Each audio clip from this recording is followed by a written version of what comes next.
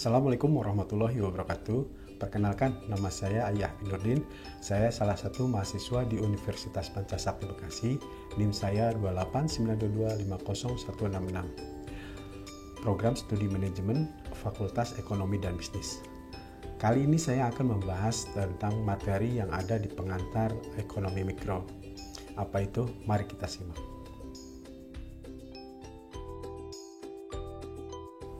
Mungkin kita sering mendengar istilah supply dan demand. Sebagai gambaran, pernahkah kita mengamati harga-harga kebutuhan pokok pada menjelang hari-hari tertentu, misalkan di bulan Ramadan atau Hari Raya Idul Fitri? Harga-harga kebutuhan pokok cenderung naik daripada biasanya. Hal itu terjadi karena kenaikan harga-harga kebutuhan pokok setiap menjelang hari-hari tertentu memang ada teorinya. Dalam ilmu ekonomi, kenaikan harga dan kelangkaan barang itu bisa disebabkan oleh ketidakseimbangan antara penawaran, supply, dan permintaan atau demand. Pada teori supply dan demand, kita bisa melihat interaksi antara produsen dan konsumen.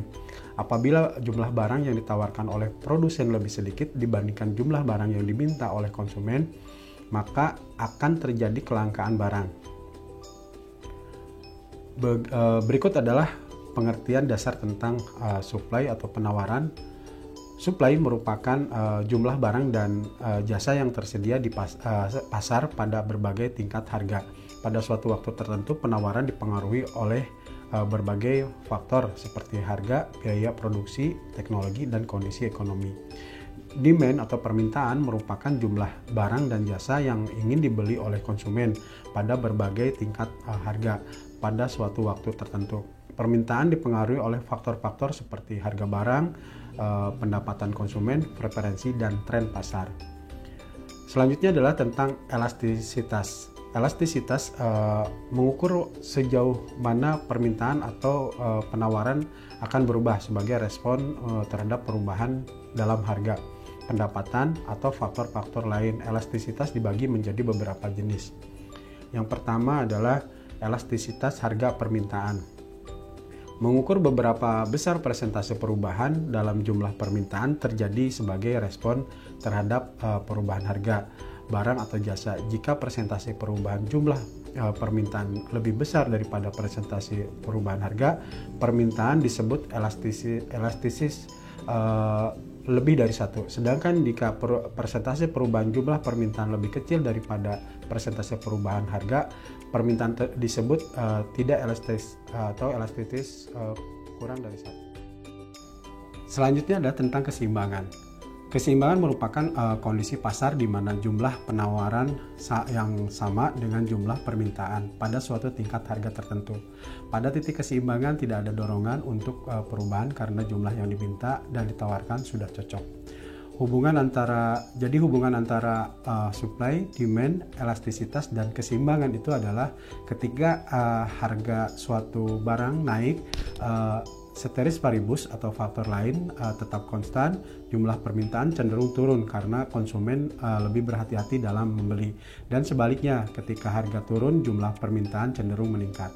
Selanjutnya, ketika harga suatu barang itu naik, produsen cenderung akan lebih bersedia menawarkan banyak barang karena keuntungan yang lebih tinggi dapat diperoleh, dan sebaliknya ketika harga turun, jumlah barang cenderung berkurang.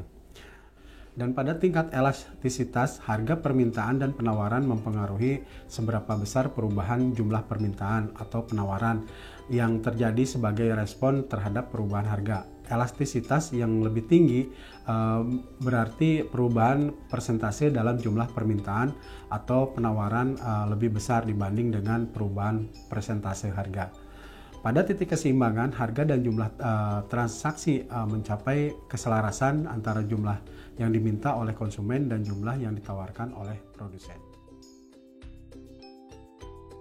Gambaran di atas merupakan suatu daftar jumlah penawaran pada berbagai tingkat harga atau yang biasa dikenal dengan daftar penawaran. Pada contoh tersebut menunjukkan suatu penawaran buah durian yang terjadi dalam suatu pasar. Ketika harga buah durian seharga Rp25.000, maka penjual akan menawarkan sebanyak Rp1.000. Namun ketika harga turun menjadi Rp5.000, maka penjual akan mengurangi atau hanya bersedia menawarkan 200 buah. Untuk lebih memperjelas, maka berdasarkan tabel di atas akan kita ilustrasikan ke bentuk kurva penawaran sebagai berikut.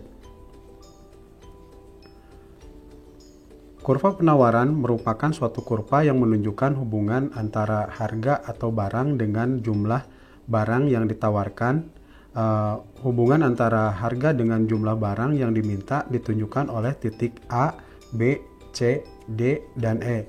Garis yang menghubungkan antara titik-titik tersebut adalah kurva penawaran, dan dalam hal ini diberikan simbol SS. Seperti analisis permintaan, maka dalam analisis penawaran perlu kita bedakan antara penawaran dengan jumlah barang yang ditawarkan. Penawaran berarti jumlah keseluruhan secara kuantitas dari setiap tingkat harga pada sebuah kurva penawaran. Sedangkan jumlah barang yang ditawarkan berarti jumlah barang ditawarkan pada tingkat harga tertentu. Dari tabel 1 di atas diilustrasikan tentang permintaan buah durian pada berbagai tingkat harga. Hal tersebut jelas bahwa makin tinggi harga buah durian, maka semakin sedikit jumlah buah durian yang diminta, dan sebaliknya pada harga Rp100.000 hanya 100 buah yang diminta. Sedangkan pada harga Rp20.000 maka permintaan akan buah durian meningkat menjadi 450 buah.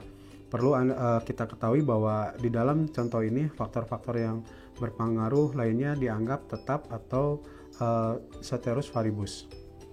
Pada gambar 1 kurva permintaan terhadap buah durian, pada gambar 1 di atas kurva permintaan DD terhadap 5 buah titik yaitu A, B, C, D, dan E.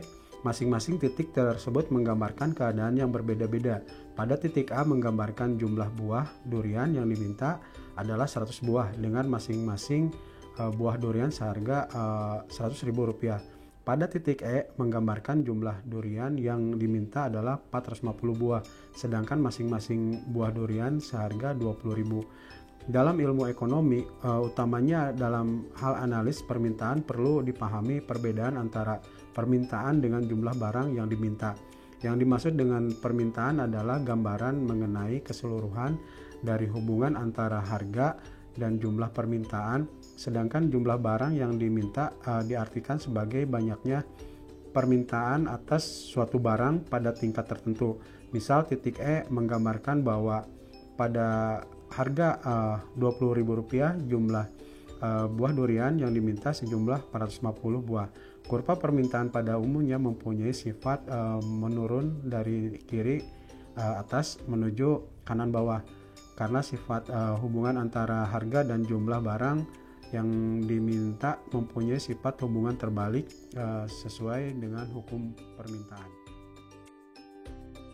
Pada tabel 4 permintaan dan penawaran barang X, dimisalkan harga barang X yang berlaku di pasar adalah sebesar Rp5.000. Pada harga tersebut jumlah barang diminta pembeli hanyalah 200 buah, sedangkan penjual menawarkan barang sejumlah 900 buah. Kelebihan penawaran tersebut akan mendorong penjual menurunkan harga.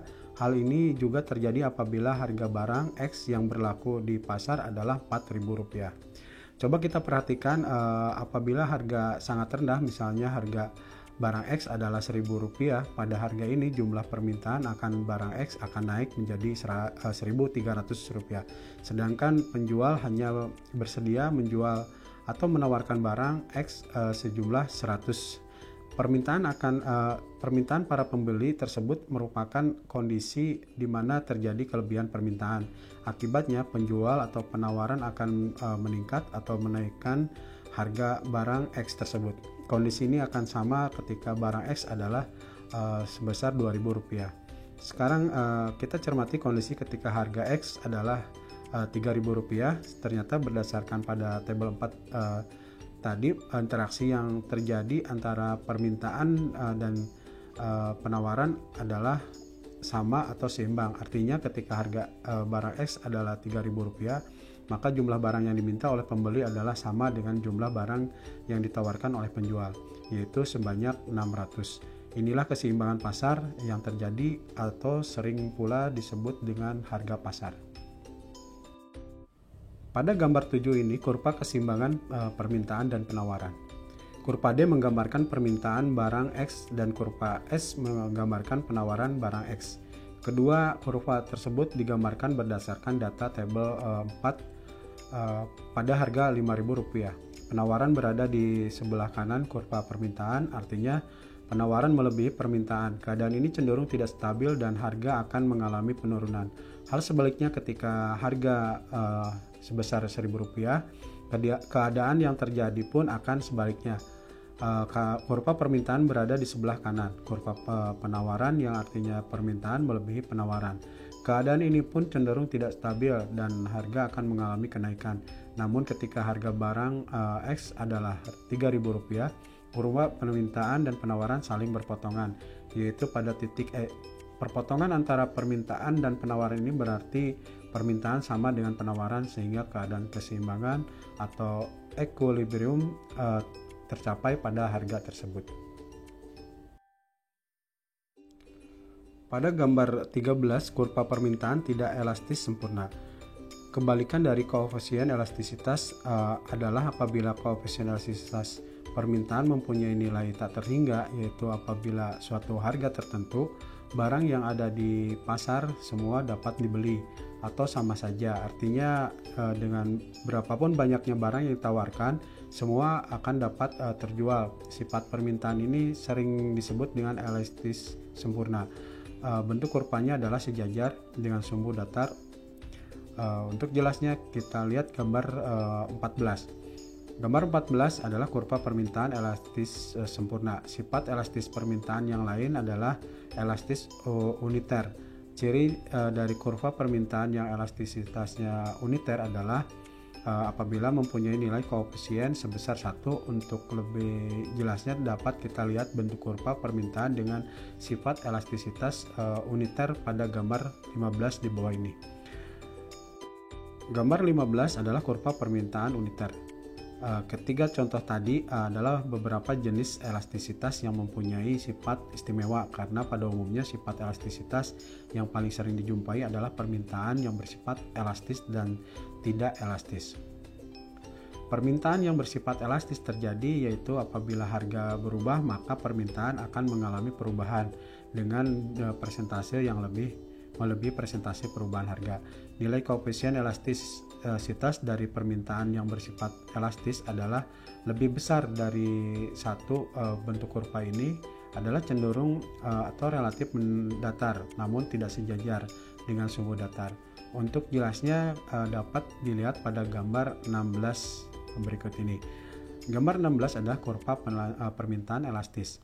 Kurva permintaan yang bersifat tidak elastis yaitu apabila koefisien elastisitas permintaan barang tersebut adalah di antara 0 atau 1. Hal ini terjadi apabila persentase perubahan harga lebih besar dan persentase perubahan jumlah barang yang diminta. Untuk jelasnya dapat kita lihat juga pada bentuk kurva permintaan dengan sifat tidak elastis pada gambar 17.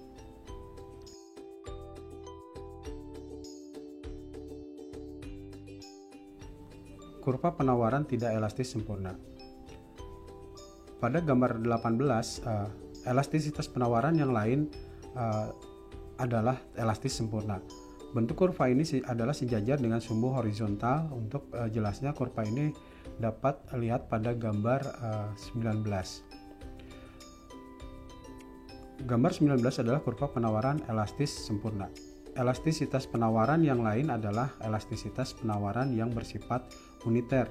Cirinya adalah kurva penawaran tersebut dimulai dari titik 0. Untuk jelasnya, kurva penawaran yang mempunyai sifat elastisitas uniter dapat kita lihat pada gambar 20. Gambar 20 adalah kurva penawaran uniter. Elastisitas penawaran yang bersifat tidak elastis terjadi apabila perubahan harga hanya akan menimbulkan perubahan penawaran yang relatif kecil. Bentuk kurva penawaran yang bersifat tidak elastis biasanya lerengnya bersifat curam atau cenderung mengarah sejajar dengan sumbu vertikal.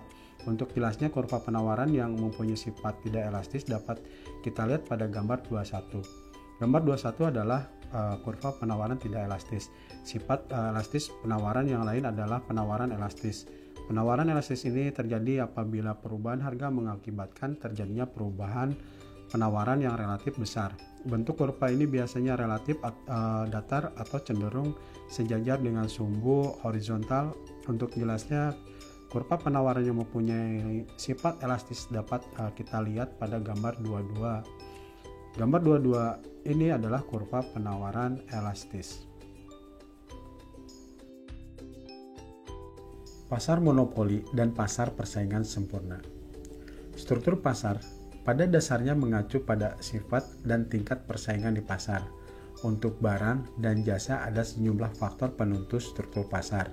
Untuk barang dan jasa, yaitu jumlah dan sifat penjual, jumlah dan sifat pembeli, sifat produk, kondisi atau kebebasan masuk dan keluar dari pasar, serta skala ekonominya. Pengertian pasar atau market sendiri dapat didefinisikan sebagai tempat di mana penjual bertemu dengan pembeli, potensialnya untuk melakukan transaksi jual beli barang atau jasa. Tempat yang dimaksud di sini dapat berupa tempat nyata seperti pasar tradisional yang dapat bertemu langsung maupun tempat virtual yang biasanya kita kenal dengan istilah toko online atau e-commerce. Dalam ilmu ekonomi, pasar juga dapat diartikan sebagai suatu sistem di mana hukum penawaran dan permintaan yang mengarah pada produksi barang dan jasa.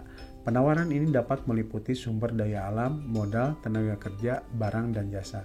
Sedangkan permintaan termasuk pembelian yang dilakukan oleh konsumen, bisnis atau organisasi dan pemerintah. Macam-macam pasar berdasarkan struktur jenis-jenis pasar. Menurut strukturnya, di antaranya adalah pasar monopoli, pasar oligopoli, pasar persaingan monopolistik, dan pasar persaingan sempurna. Pasar monopoli adalah struktur pasar di mana perusahaan tunggal mengendalikan seluruh pasar. Dalam skenario ini, perusahaan memiliki tingkat kekuatan pasar tertinggi karena konsumen tidak memiliki alternatif. Akibatnya, monopoli sering mengurangi output untuk menaikkan harga dan mendapatkan lebih banyak keuntungan. Pada umumnya, karakteristik pasar monopoli adalah memaksimalkan keuntungan, dapat menetapkan harga, ada hambatan atau tinggi untuk masuk dan keluar, serta hanya ada satu perusahaan yang mendominasi seluruh pasar. Pasar persaingan sempurna menggambarkan struktur pasar di mana sejumlah besar perusahaan kecil bersaing satu sama lain. Dalam skenario ini, satu perusahaan tidak memiliki kekuatan pasar yang signifikan. Akibatnya, industri secara keseluruhan menghasilkan tingkat output optimal karena tidak ada perusahaan yang dapat mempengaruhi harga pasar. Karakteristik pasar persaingan sempurna ini diantaranya adalah semua perusahaan memaksimalkan keuntungan, semua perusahaan bebas masuk dan keluar pasar. Semua perusahaan menjual barang yang identik sama sekali atau homogen, tidak ada preferensi konsumen. Berikut adalah analis perbedaan antara pasar monopoli dan pasar persaingan sempurna. 1. Jumlah penjual. Pasar monopoli hanya ada satu penjual atau produsen tunggal yang mengendalikan seluruh pasokan barang atau jasa. Pasar persaingan sempurna terdapat banyak penjual kecil yang berpotensi di pasar yang sama tanpa memiliki kekuatan pasar yang signifikan. Yang kedua, kekuasaan pasar. Pasar monopoli, penjual memiliki kekuatan pasar yang besar dan dapat menentukan harga dan kuantitas barang yang ditawarkan. pada pasar persaingan sempurna, tidak ada penjual tunggal yang dapat mempengaruhi harga pasar. Harga ditentukan oleh mekanisme pasar berdasarkan persediaan dan permintaan. Yang ketiga, dari segi produk yang ditawarkan. Pasar monopoli, penjual monopoli dapat menawarkan produk yang unik atau memiliki perbedaan signifikan dengan produk sejenis lainnya. Pasar persaingan sempurna, produk yang ditawarkan oleh penjual dalam pasar persaingan sempurna adalah homogen atau identik satu sama lain. Tidak ada perbedaan kualitas atau merek antara produk penjual yang berbeda. Yang keempat, hambatan masuk. Dari pasar monopoli terdapat hambatan yang signifikan bagi perusahaan lain untuk masuk ke pasar dan bersaing dengan penjual monopoli. Pada pasar persaingan sempurna tidak ada hambatan masuk yang signifikan. Perusahaan baru dapat dengan mudah memasuki pasar dan bersaing dengan penjual yang sudah ada. Yang kelima, dari segi kuantitas barang yang ditawarkan. Penjual monopoli memiliki kontrol penuh atas kuantitas barang yang ditawarkan ke pasar. Pasar persaingan sempurna, setiap penjual kecil hanya memiliki pengaruh kecil terhadap kuantitas barang yang ditawarkan ke pasar secara keseluruhan. Yang keenam adalah dari segi keuntungan ekonomi. Pasar monopoli, penjual monopoli dapat memperoleh keuntungan ekonomi yang besar karena dapat menetapkan harga tinggi dan memiliki kontrol atas pasokan barang. Pasar persaingan sempurna, keuntungan ekonomi dalam pasar persaingan sempurna cenderung lebih kecil karena harga ditentukan oleh mekanisme pasar dan persaingan yang ketat. Perbedaan-perbedaan ini menunjukkan bahwa pasar monopoli dan pasar persaingan sempurna memiliki dampak berbeda pada harga, kuantitas, keuntungan, dan alokasi sumber daya dalam perekonomian. 3 pelaku ekonomi: produsen, konsumen, maupun pemerintah. Dalam perekonomian tertutup, hubungan antara produsen, konsumen, dan pemerintah sangat penting. Ketiganya saling berinteraksi dan saling mempengaruhi dalam kegiatan ekonomi. Berikut adalah penjelasan hubungan ketiganya. Yang pertama, tentang produsen. Produsen adalah pelaku ekonomi yang menciptakan barang dan jasa untuk memenuhi kebutuhan konsumen. Mereka mengorganisir faktor produksi seperti tenaga kerja, modal, dan sumber daya alam untuk menghasilkan barang dan jasa yang diinginkan konsumen.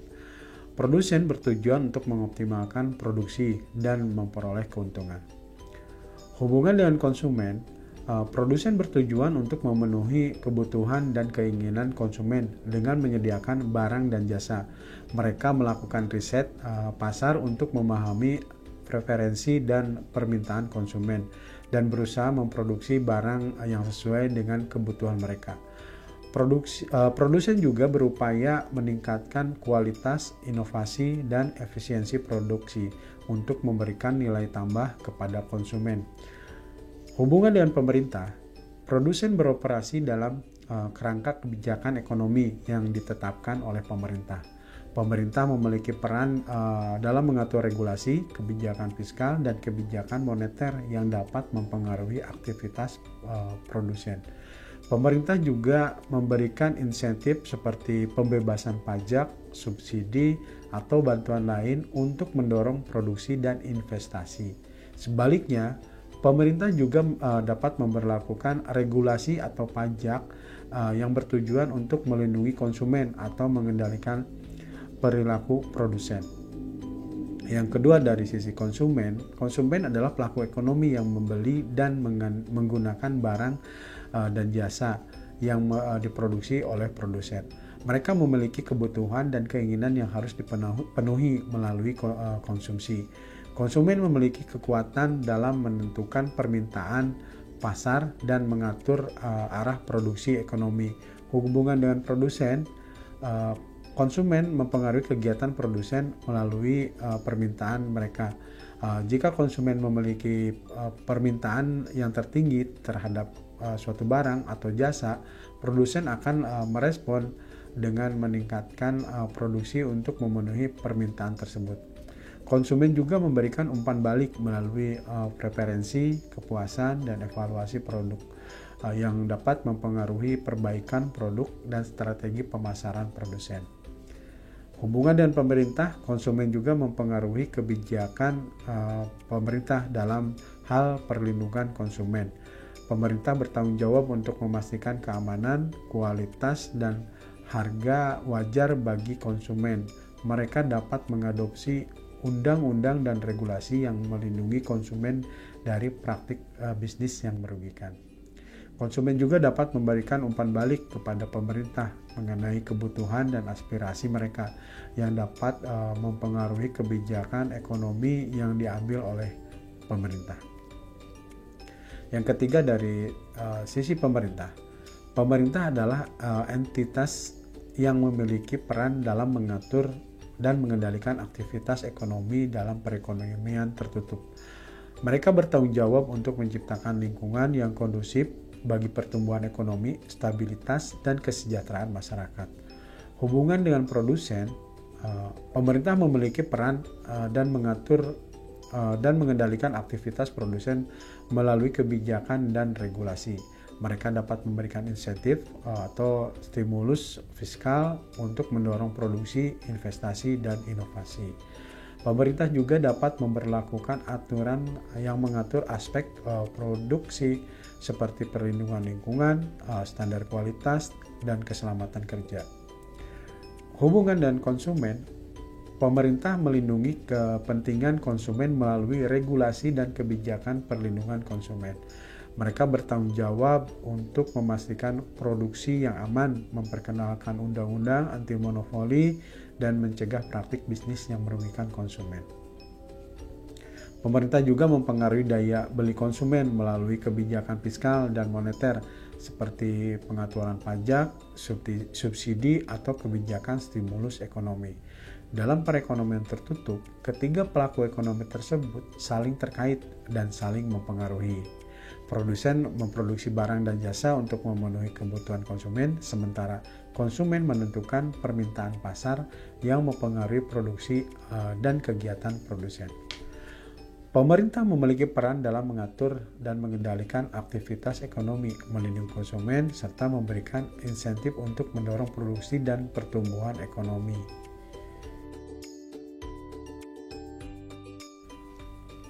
Tentang tujuan perusahaan untuk memaksimumkan keuntungan. Tujuan perusahaan memaksimumkan keuntungan adalah salah satu tujuan utama yang sering diadopsi oleh perusahaan dalam konteks ekonomi kapitalis. Maksud dari tujuan ini adalah untuk mencapai laba yang paling besar atau keuntungan finansial yang optimal bagi pemilik perusahaan, pemegang saham, atau investor. Ada beberapa alasan mengapa perusahaan menetapkan tujuan ini. Yang pertama, menghadapi persaingan bisnis. Di pasar kompetitif, perusahaan harus mencari cara untuk bertahan dan tumbuh. Memaksimumkan keuntungan dapat memberikan perusahaan keleluasan keuangan yang lebih besar untuk menghadapi tantangan pasar dan berinvestasi dalam pengembangan bisnis.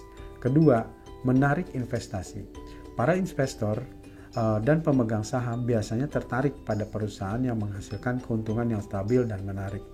Dengan memaksimumkan keuntungan, perusahaan dapat menarik lebih banyak modal dari investor yang dapat digunakan untuk ekspansi dan pengembangan. Yang ketiga adalah pengembangan dan inovasi. Keuntungan yang lebih tinggi memberikan perusahaan kesempatan untuk mengalokasikan lebih banyak dana untuk penelitian, pengembangan, dan inovasi. Ini dapat membantu perusahaan untuk memperkenalkan produk atau layanan baru, meningkatkan efisiensi operasional, dan tetap relevan di pasar. Yang keempat adalah kesejahteraan pekerja. Perusahaan yang menghasilkan keuntungan yang baik cenderung dapat memberikan gaji dan tunjangan yang lebih baik kepada karyawan mereka. Ini dapat meningkatkan kesejahteraan pekerja dan menciptakan lingkungan kerja yang lebih baik. Yang kelima adalah pertumbuhan ekonomi. Perusahaan yang berhasil menciptakan keuntungan cenderung berkontribusi pada pertumbuhan ekonomi di wilayah atau negara tempat mereka beroperasi. Mereka membayar pajak dan menciptakan lapangan kerja yang berdampak positif pada ekonomi secara keseluruhan. Namun penting untuk diingat, bahwa memaksimumkan keuntungan tidak selalu dilakukan dengan mengorbankan tanggung jawab sosial atau etika bisnis. Perusahaan juga perlu mempertimbangkan dampak operasional terhadap masyarakat, lingkungan, dan kesejahteraan karyawan. Pendekatan yang seimbang dan berkelanjutan dalam mencapai keuntungan sangat penting untuk menjaga keberlanjutan jangka panjang perusahaan.